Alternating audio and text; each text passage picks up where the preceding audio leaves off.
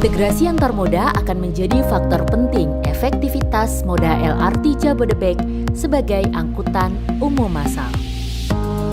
Sejalan dengan arahan Menteri Perhubungan Budi Karya Sumadi, Badan Pengelola Transportasi Jabodetabek mendapat penugasan untuk melakukan langkah-langkah koordinatif dalam menjembatani penyusunan konsep integrasi moda LRT Jabodebek, baik antara Direktorat Jenderal Perkeretaapian atau DJKA dan PT Adikarya yang mendapat penugasan dalam pembangunan LRT Jabodebek serta para stakeholder lainnya.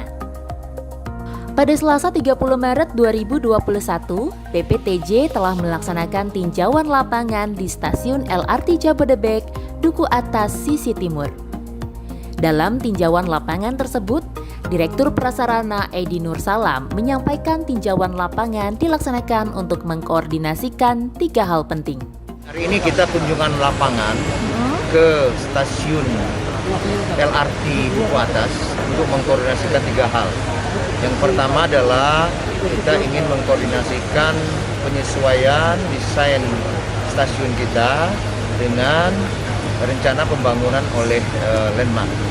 Jadi Landmark punya lahan di kurang 2 hektar di samping stasiun. Mereka juga akan mengembangkan. Kemudian yang kedua, kita juga ingin mengkoordinasikan rencana pembangunan jembatan Triguna yang akan dibangun oleh PT MITJ. Nah, ini perlu penyambungan ke stasiun LRT.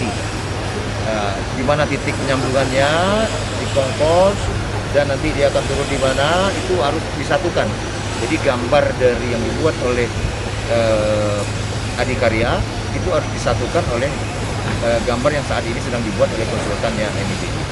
Kemudian yang ketiga, kita mengkoordinasikan rencana integrasi dengan Transjakarta.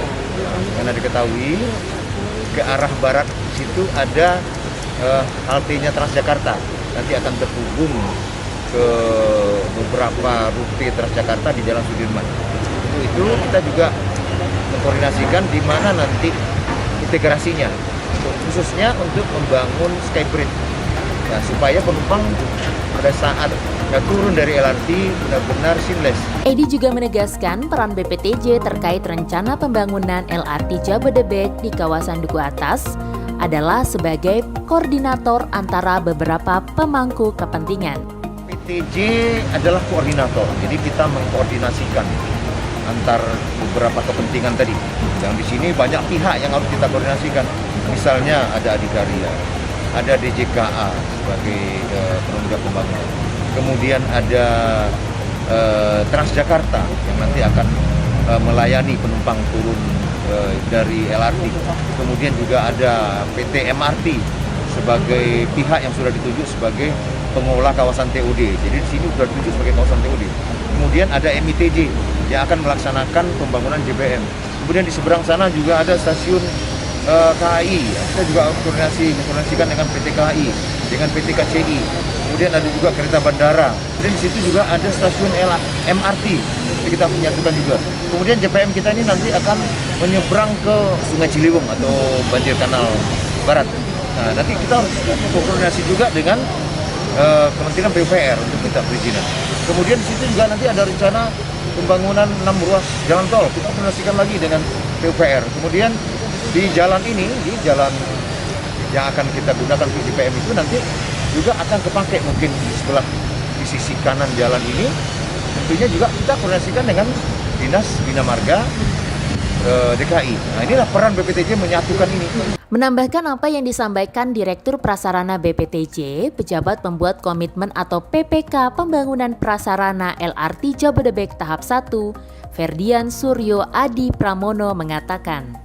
Stasiun Duku Atas ini nanti didukung oleh banyak pihak, jadi kita tidak bicara hanya dari lingkup skup LRT saja, tapi kita bicara dari lingkup ada Transjakarta, ada stasiun KCI di seberang sana, ada stasiun MRT dan ada stasiun KA Bandara.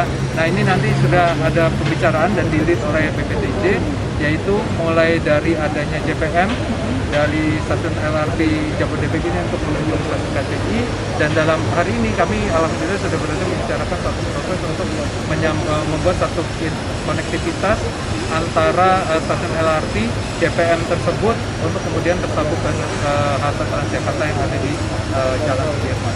Nah, itu adalah sedikit contoh terkait dengan integrasi yang kami coba untuk lancarkan.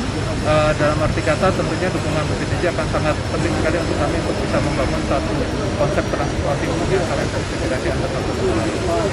Sementara itu, General Manager LRT Departemen PT Adikarya Isman Widodo juga menjelaskan perkembangan terkini pembangunan LRT Jabodebek di Stasiun Duku Atas.